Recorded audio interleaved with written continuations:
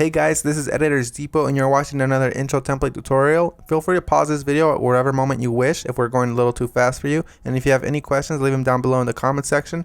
We always reply to every single comment, and if we're away for a minute, just go ahead and comment down below and there's very friendly people that will help you, guaranteed. It's important to remember that this is a pre-made tutorial that we've carefully selected and approved because we noticed that it works the exact same way. If you have any questions, comments, or it's just not working for you, just leave a comment down below and we'll get back to you, guaranteed. Now this tutorial requires both Adobe After Effects and Cinema 4D. You will absolutely require them. If you do not have them, go ahead and visit EditorsDepot.com. We can do any template customization at very affordable prices. Just feel free to select the template you wish and check out with it and detail everything you want on the template.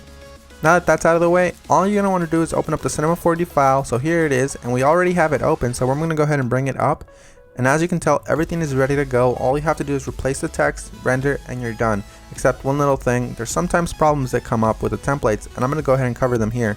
Sometimes the audio will be included, and you don't have to worry a bit about that. As you can tell on this template, the audio is included.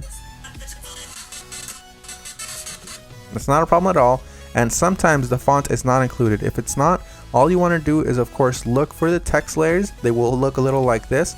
Select it, and then hit font, and select any font you wish.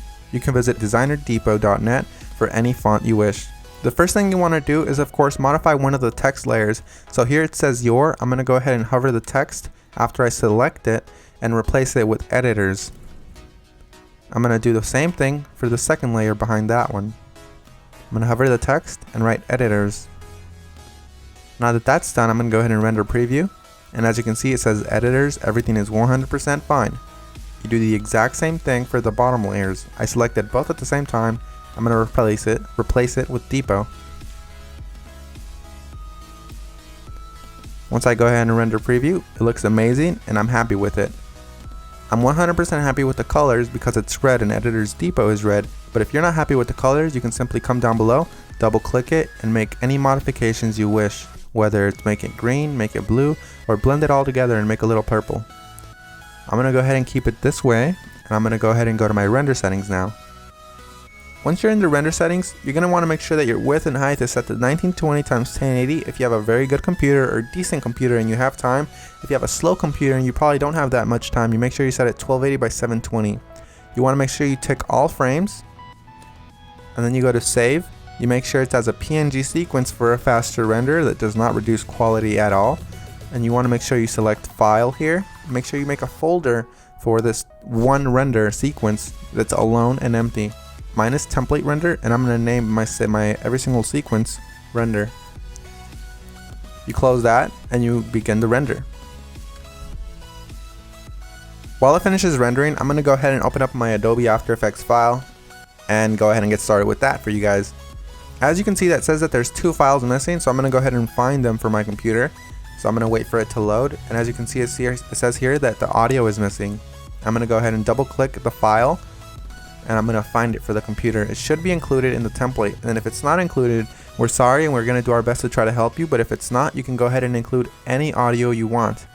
As you can see here, it's not included, so I'm going to go ahead and just drag in one of my copyright-free files that I have in my library. You can use the one that we're using for this tutorial. Another really quick tip you can actually follow is just close this, right click the file, and go to rename. You can actually copy the entire name if it still has the original name of the song.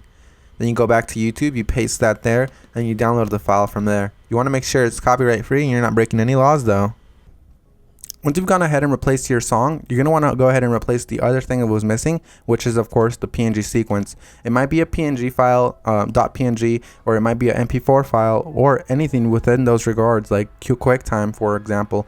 You're going to go ahead and double click it and replace it with your render sequence. I'm going to select the first frame, scroll all the way down just to be safe, and select the last frame. You want to make sure you do the same thing, all while holding shift, so it selects every single one. You make sure you tick on sequence here where it says PNG sequence. You should have that option for Windows as well.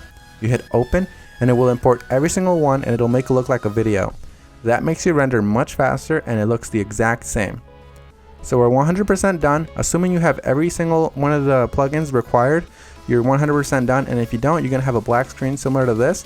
But if you do have a black screen similar to this, you're going to just want to make sure you troubleshoot it by turning off or turning back on whatever adjustment layers might be messing up your entire video.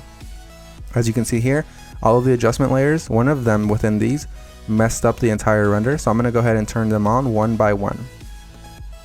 That one's fine, that one's fine. Oh, this one's the problem here. So you make sure you turn them back on, and you're done. So I had one layer that messed everything up, and that's because I do not have the correct plugin. You want to make sure you fix that, and you want to make sure you don't run into that problem again.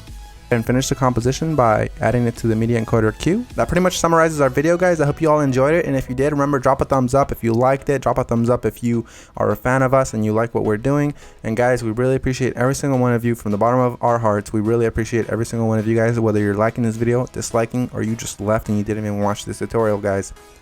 Hope you all have an amazing day, and as always, this is Maurice. Visit EditorsDepot.com for any customization of templates, and have an amazing day. Take care, guys.